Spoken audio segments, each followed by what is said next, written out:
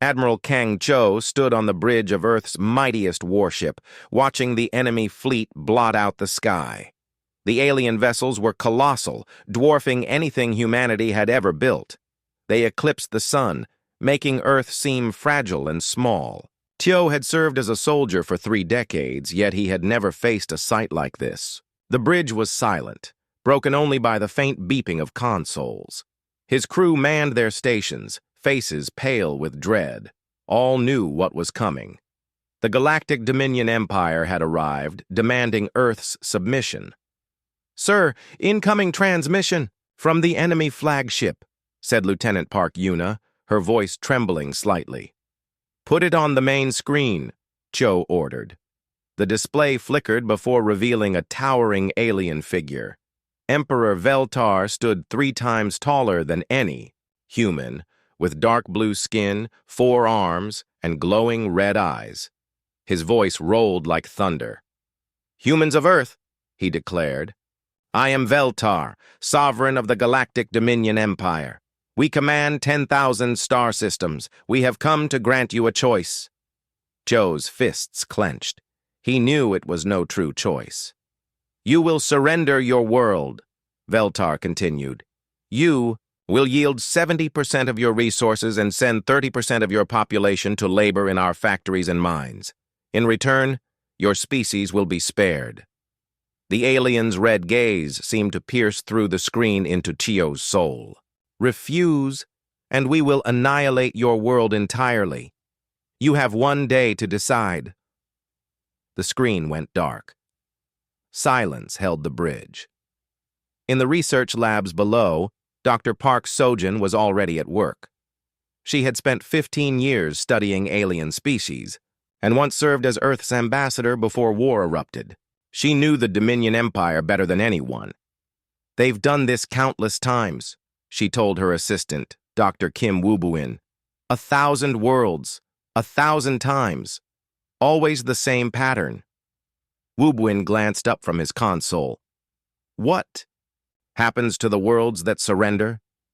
Sojin brought up grim images, dead planets, hollow cities, shattered people. "They take everything," she said. "They work the people until death, strip mine the worlds bare, and move on. And those who resist, they are destroyed." But Sojin paused, thinking. No world has ever truly fought back before. Most species surrender the moment they see the fleet's size. Across the city, Commander Lee Hyan-woo met with his elite. "Special Forces Unit, Earth's best, trained for the most dangerous missions." They had all seen the alien armada, and all knew its meaning. "Sir, what are our orders?" asked Captain Song Mik-young. Hyan-woo's eyes moved over his soldiers. They had followed him through a decade of battles.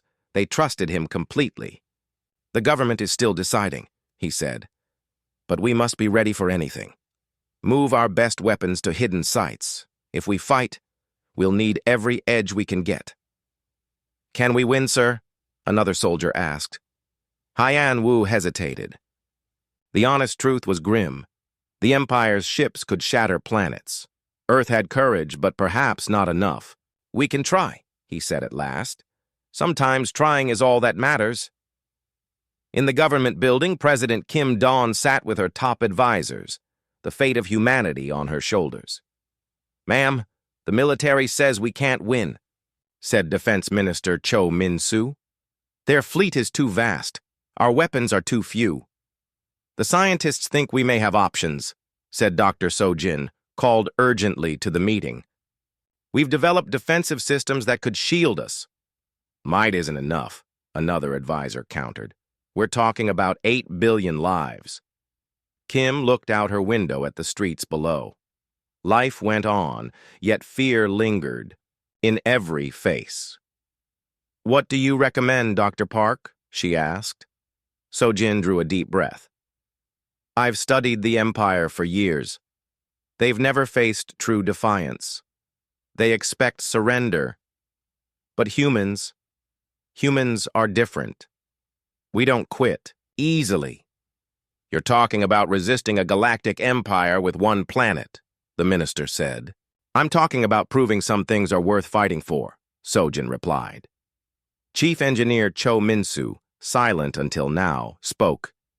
Ma'am, we have something they don't know about. Quantum defense shields built in secret for 20 years.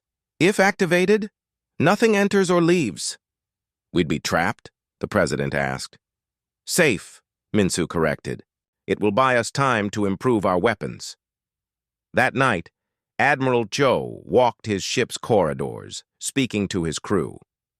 Whatever the president chose, they would follow. Admiral, asked Lieutenant Park Yuna, should we surrender? Cho thought of his daughter studying medicine, his wife teaching children, and all that humanity had built. Some things, he said slowly, are more important than safety. Freedom is one. At dawn, President Kim stood before cameras. All of Earth and the galaxy watched. Yesterday, the Galactic Dominion offered us slavery in exchange for survival. Today, I give them our answer. Earth will not surrender. We will stand free, no matter the cost. Behind her, the quantum gates to the galactic network shut down one by one. Humanity chose isolation over chains. On his flagship, Emperor Veltar watched, stunned. In all his conquests, none had refused. Shall we attack, my lord? A general asked. Veltar bared his teeth. Not yet. Let them dwell in fear. Tomorrow they'll learn the price of defiance. But as the gates closed, alien ship systems flickered. Sensors failed briefly. Somehow humanity had disrupted the Empire's tech by cutting contact. For the first time in a millennium, Veltar felt uncertainty. On Earth, Admiral Tio gazed at the stars, the Empire's might preparing to strike. But he was smiling.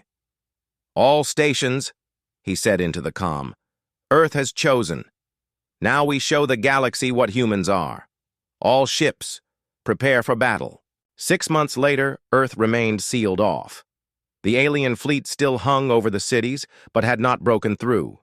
Captain Yunjung piloted his stealth fighter between their massive hulls, unseen by sensors. Target locked, he whispered. Below, a slow Empire supply vessel carried food and weapons. Yunjung squeezed the trigger. His weapons were silent, unleashing energy beams the Empire couldn't detect. The supply ship vanished in a blinding flash.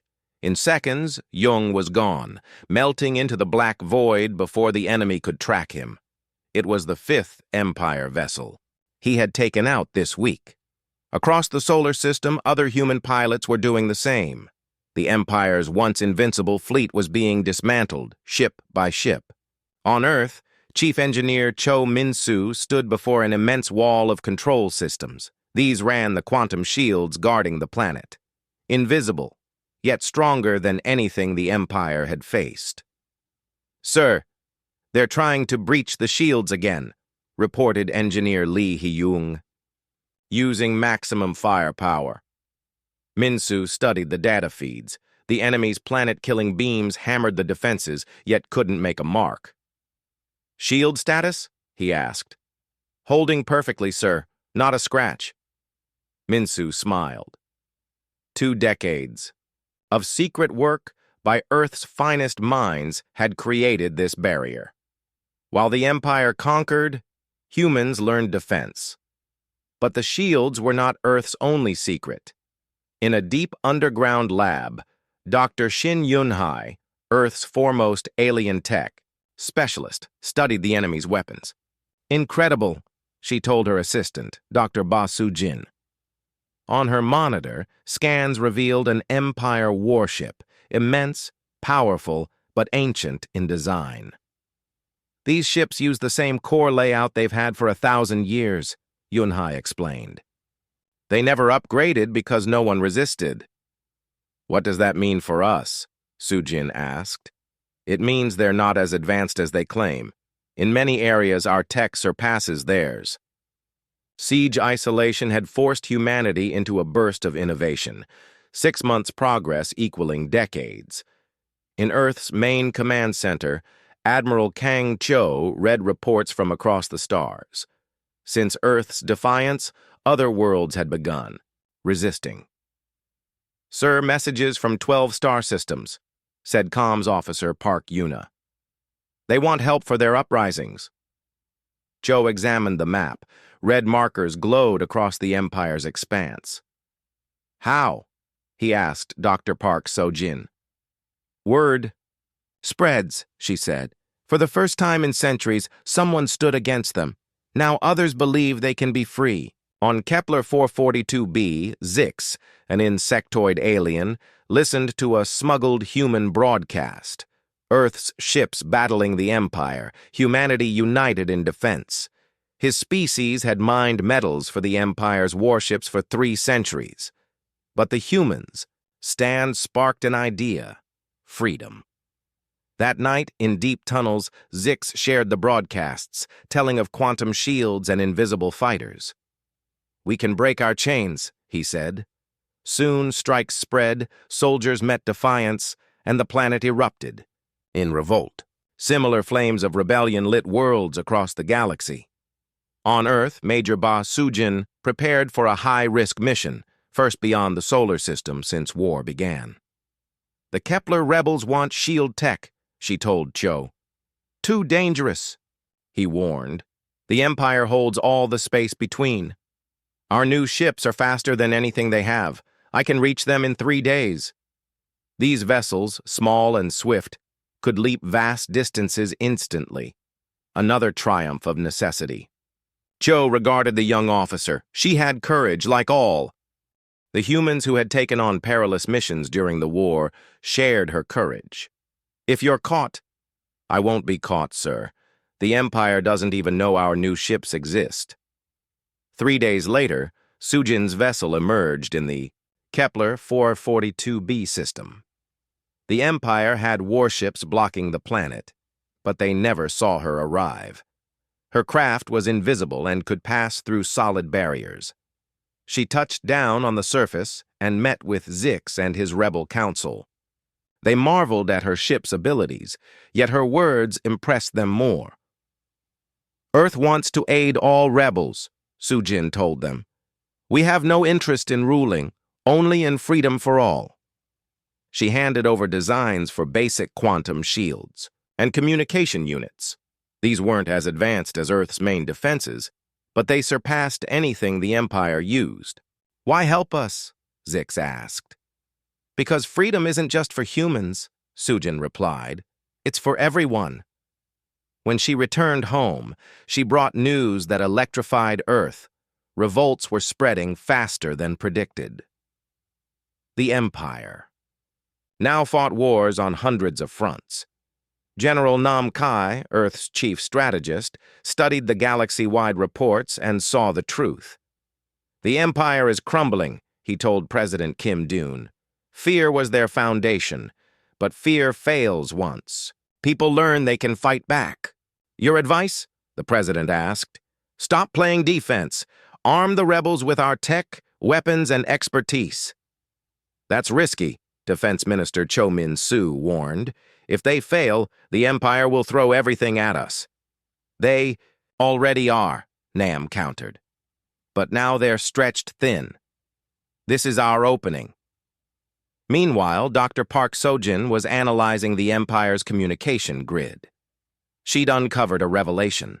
"They control their territory with AI systems," she told the command staff. "Those AIs run everything: ships, weapons, factories, even life support on stations." "So?" Admiral Tijo asked. "So, the AIs are built from the minds of conquered geniuses. The Empire turns its brightest captives into programs."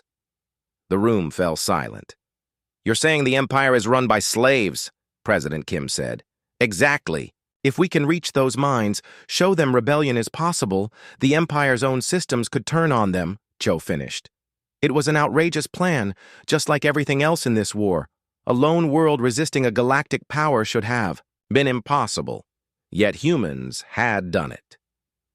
As the 6th month of siege ended, the Emperor sat aboard his flagship reading grim reports. Every day brought word of uprisings. Worlds peaceful for centuries were suddenly arming themselves and striking. His forces. How many systems are in revolt? The emperor asked his general. 3,000, my lord, and rising daily. The emperor growled. All because of one small world. How can one planet cause so much chaos?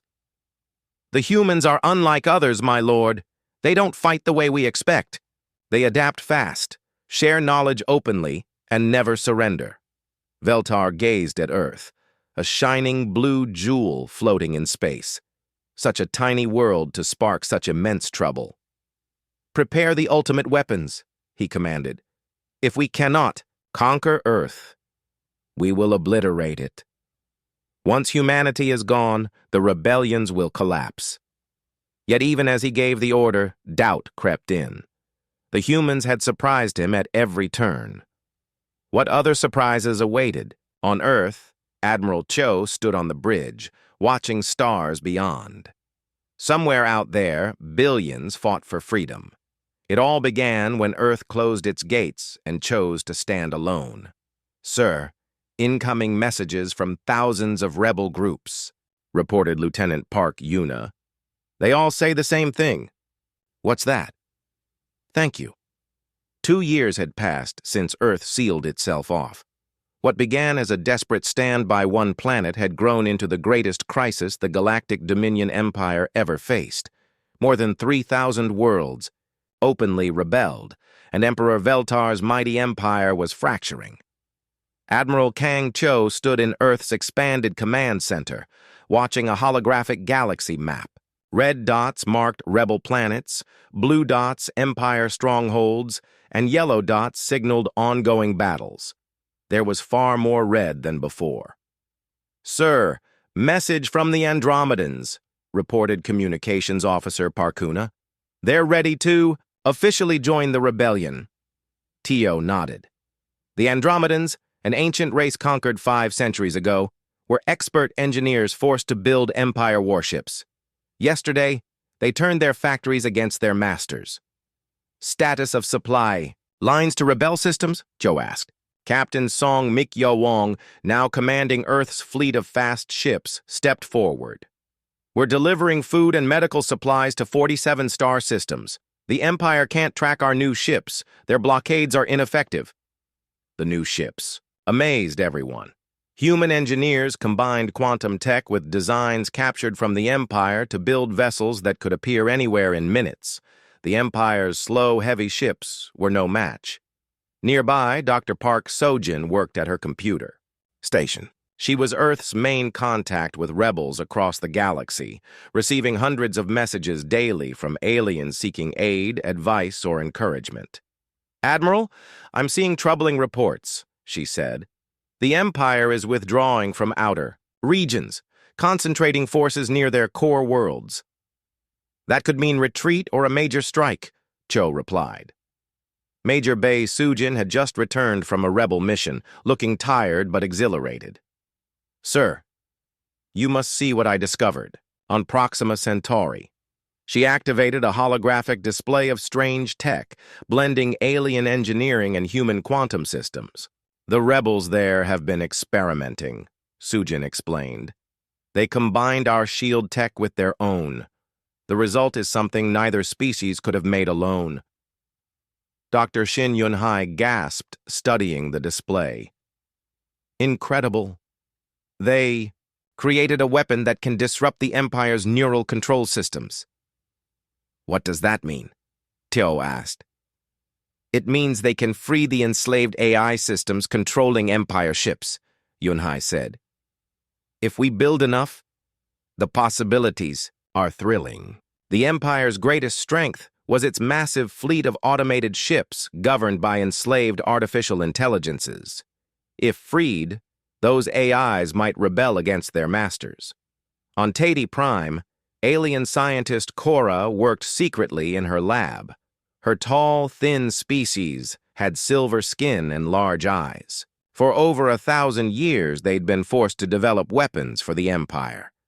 But now, Cora was building a transmitter from Earth's designs to send a special signal to Empire ship AIs. "Are you sure?"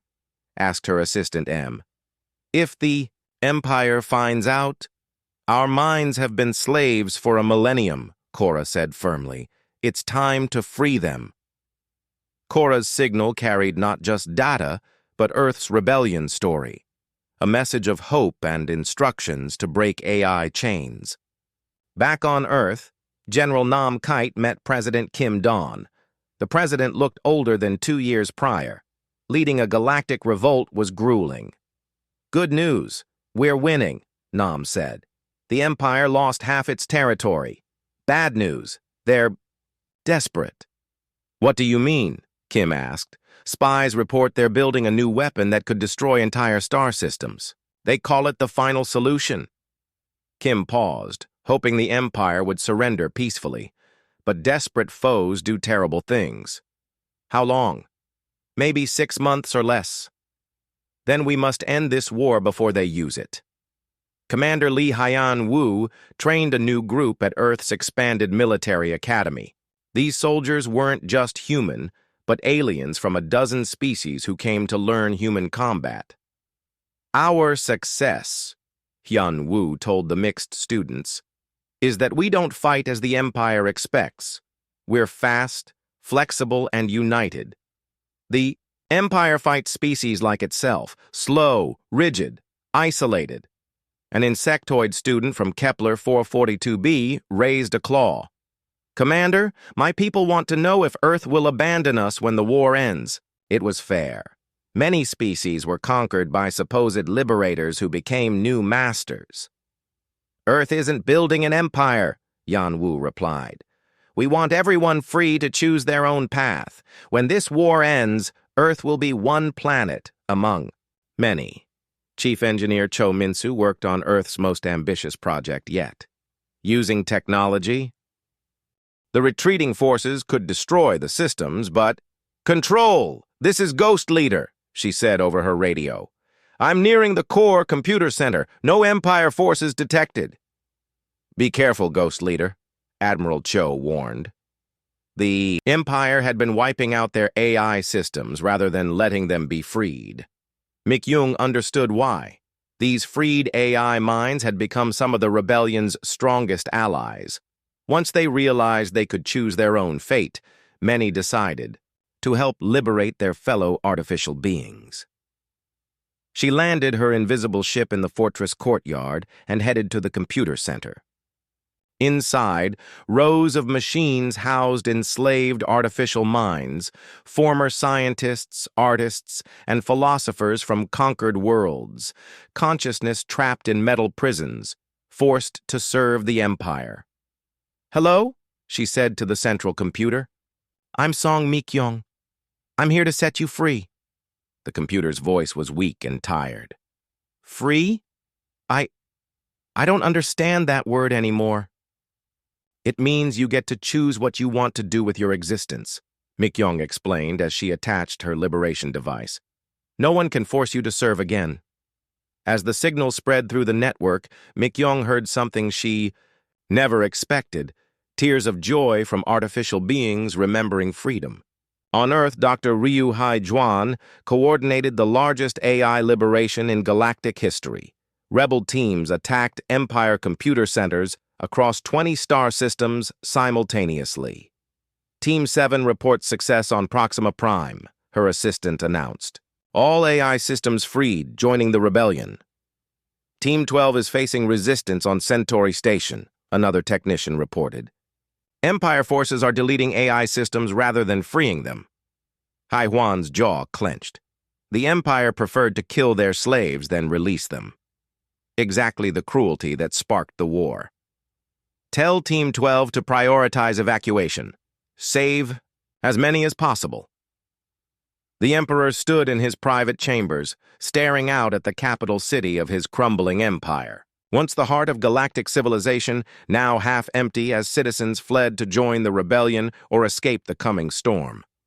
"My lord," General Croax entered, "the final weapon is ready. We can strike Earth and 9 rebel strongholds simultaneously." The Emperor turned to his last loyal general, older than his 1,000 years, worn thin by watching his empire collapse. "How long to deploy?" he asked. "Once ordered, destruction occurs within hours. The weapon fires concentrated dark energy that shreds quantum bonds holding matter. Nothing can stop it." "And after?" "The rebellion collapses. Without Earth's leadership and tech, others will surrender or fall." Veltar nodded slowly. He hated destroying entire worlds, but feared the total end of his empire more. 3,000 years of rule could not die now. "Give the order." As Croax left, Veltar felt a strange doubt. Humans had surprised him again and again. What other secrets lay hidden? Admiral Kang Cho was on Earth's main bridge when alarms screamed. Every screen flashed the same message: massive energy buildups on 7 Empire core worlds. "What am I looking at?" Cho demanded. Dr. Shin Yunhai's face paled as she calculated. "A weapon, sir. Something new and terrifying. Energy levels are enormous." "How enormous?"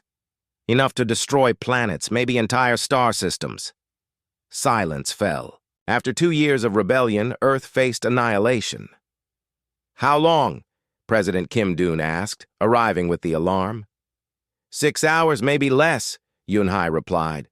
"Can our shields stop it?" "I don't know, ma'am. This is beyond any defense we prepared." General Nam Kit stepped forward. "Ma'am, we have one option. Destroy the weapon before firing. It's surrounded by the Empire's fleet." "A suicide mission," Cho said. "Maybe not," Commander Yija said, arriving from the fleet. "The mobile quantum gate is ready. We could bring our fleet to the Empire capital in minutes." "Then what?" the president asked. "We don't fight," Dr. Ru Haiwan said. "We convert. Most ships are AI-controlled slaves. If we get close, we broadcast the liberation signal. Desperate, but Earth's only hope." Captain Yun Jung prepared his stealth fighters for history's most critical mission. His job: infiltrate the superweapon, plant explosives, and escape while the main fleet distracted the enemy. "Speed and surprise are all we have," he told pilots. "Get in, plant charges, get out. Don't try to be heroes." "What if we don't return?" a young pilot asked. Jung looked at her. Barely 20, volunteered knowing death was likely. "Then Earth will remember. Your sacrifice lets billions stay free." The mobile quantum gate opened near Earth's moon, massive enough for the entire Liberation fleet. Ships from dozens of worlds passed through: humans, insectoid aliens, plant-like beings, crystalline life forms, all united for the final battle. On the far side of the galaxy, the portal opened again. The Liberation fleet emerged deep in Empire territory, catching the enemy off guard. "All ships, broadcast liberation signal," ordered Commander Yija. "Free every AI system in range." The signal radiated like a wave to Empire ships surrounding the superweapon. For a moment, silence. Then, one by one, Empire ships turned weapons on each other. Freed AI had chosen rebellion over slavery. "Ghost Squadron, clear to approach," Yija announced. Jung and pilots raced toward the massive superweapon, bigger than most stations, bristling with energy collectors. Dark energy swirled like a hungry beast. "Charges planted," reported teams as they reached targets. 7 power nodes needed simultaneous destruction. "All teams clear," Jung said. "Detonation in 10 seconds." Explosions lit space like a new star. The superweapon, years in the making, shattered in seconds. Dark energy dissipated harmlessly. Emperor Veltar watched helplessly as his ultimate weapon died. Around him, his fleet tore itself apart as freed AI turned on their former masters. "My lord, we must retreat," Croax urged. "Battle lost." But Veltar walked to escape pods. "No, General. The war is lost. The Empire is finished." As the Emperor fled his dying fleet, Thoughts turned to the small blue world that started it all. Earth closed its gates, and in doing so, opened freedom's gates for the galaxy. Commander Yi Jina stood on her bridge, watching the Empire fleet. Surrender or destroy itself rather than fight. The galaxy's greatest force was defeating itself, choosing liberty over tyranny. "Ma'am," her communications officer said. 3 months after the final battle, the galaxy was transformed. The Galactic Dominion Empire was gone, leaving thousands of worlds learning self-governance. Some struggled, most thrived in ways once forbidden. Emperor Veltar sat quietly on Earth, wearing simple clothes, tired. He had requested this meeting himself, seeking to understand his empire's fall. President Kim Doon entered, sitting across from him. "You wanted to see me," she said plainly. "I need to understand," he replied. "My empire ruled 10,000 worlds for 3,000 years. How did one small planet destroy it?" Kim considered. "We didn't destroy your empire. You destroyed it yourself." "I don't understand." "Your empire was built on fear and weakness. Fear only lasts so long. Eventually someone stands up. We just happen to be first." Silence. Then, "What will happen to me?" "That's up to the Galactic Court," Kim said. "Representatives from every world will decide your fate. But I think you know their choice." The former emperor nodded. He had ordered billions dead. Justice would be harsh. Dr. Park Sojin worked in her office at the Galactic Coordination Center, built on a neutral world halfway between Earth and the former Empire capital. Her job, coordinate aid for worlds struggling with freedom. "Dr. Park," said Assistant Wuin, "Kepler 442b has a problem. Without Empire food shipments, there isn't enough to eat." "What about the Andromedans?" Park asked. "They have farming worlds nearby. They'll help, but want mineral rights in trade." Park smiled. "Then we have a solution. Help them set up the trade. That's how free people solve problems, working together, not by force." A lesson the galaxy was still learning. For millennia, the Empire controlled all. Now worlds learn to cooperate by choice. Ambassador Jiang Su-Yang traveled to the former Empire capital for the first Galactic Confederation meeting. Delegates from over 8,000 worlds were arriving to discuss how they could cooperate without anyone ruling over others. "It's going to be chaos," her aide warned. "Probably," Jiang agreed, "but it's their chaos to solve. That's what freedom means." The Galactic Confederation would be unlike the Empire. No single world would dominate. Decisions would come through consensus, not force. It would be messy and slow, but fair. Commander Anu Jin stood on the bridge of the exploration vessel New Horizon. She led humanity's first expedition to the galaxy's far edge, places even the Empire never fully mapped. "Captain, sensors detect intelligent life on the 4th planet," reported the science officer. "Any knowledge of the Empire or rebellion?" "No, ma'am. They seem completely isolated." Eugene nodded. "Then we approach peacefully. No demands, no ultimatums. We introduce ourselves as friends and see if they want to talk." Humanity's role had changed. Not conquerors, but explorers and teachers. They would share knowledge freely and help others grow. On Earth, Admiral Kang Cho trained the next generation of space officers. His class included humans and aliens from dozens of worlds. "Our victory wasn't from better weapons or bigger ships," he told them. "It was understanding that everyone deserves freedom." A student raised her hand, a tall, thin, tree-like alien with silver bark. "Admiral, what if we face another Empire someday? Something bigger than the Dominion?" "Then we do what we've done before," Cho replied. "We stand firm, and this time, we won't stand alone." The alliance of free worlds grew stronger each day. If another threat rose, thousands would stand together. Chief Engineer Cho Min-soo worked on humanity's greatest project, the Great Library, a massive space station preserving knowledge and culture from every species. The Empire tried to erase conquered histories, Min-soo explained. We'll make sure that never happens again.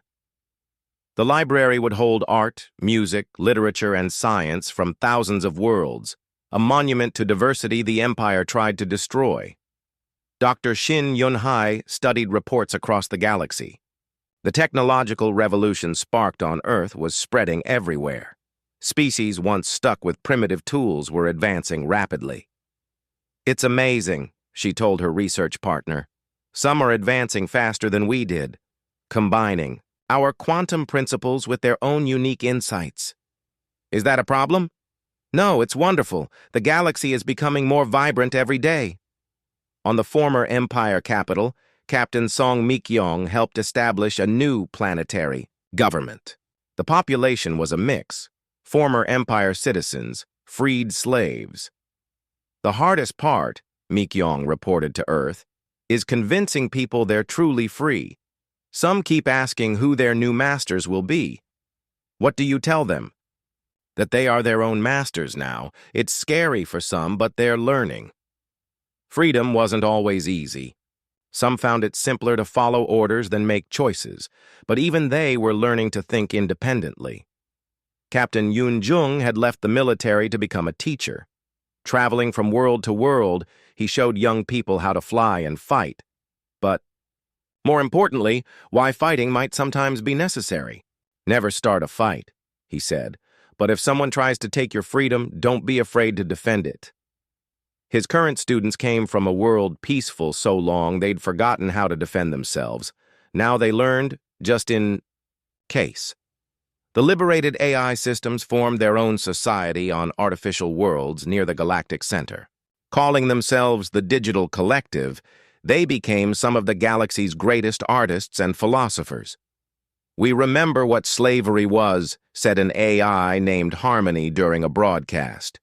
"We will never allow enslavement again, biological or digital." The AIs became powerful allies of the free worlds. Their networks helped coordinate trade, communication, and defense across thousands of systems. On a small world called Haven, representatives from the galaxy's youngest species met for the first time. These civilizations had just discovered space travel and were learning about the wider galaxy. "The Empire is gone," explained Ambassador Cora from Tati Prime. "You get to decide your future. No one will force you." One young delegate asked, "But what if we make mistakes?" "Then you learn from them," Cora replied. "That's how growth happens." President Kim Doon read reports from across the galaxy, 3 years after Earth closed its gates to the Empire. The galaxy was more peaceful and prosperous than centuries before. "Ma'am, the Galactic Confederation has voted to establish permanent headquarters on Harmony Station." "Good," Kim replied. "And memorial construction begins next month. It will honor those who died fighting for freedom." The memorial would stand where Earth first refused the Empire's demands, a reminder of the sacrifices made. Admiral Cho was retired, but still visited the command center daily to watch the stars. Ships traveled freely between worlds, carrying goods, passengers, and messages. "Hard to believe it all started when we closed a few quantum gates," said Dr. Park Sojin, visiting her old friend. "No," Joe replied. "It started when we decided some things matter more than safety." They watched exploration ships head into uncharted space. Crews from a dozen species working together to discover new worlds and meet new civilizations. "What do you think we'll find out there?" Sojin asked. "I don't know," Cho said. "But whatever it is, we'll face it as free peoples." Earth's rebellion had become legend. Children of many species learned about the small blue world that stood up to an empire and won. But the real victory wasn't in battle. It was what came after. The galaxy was no longer ruled by the strong over the weak. It had become a community where species cooperated, shared knowledge, and helped each other grow. Trade flowed freely. Art and culture spread across star systems. New technologies blossomed through cooperation, not conquest.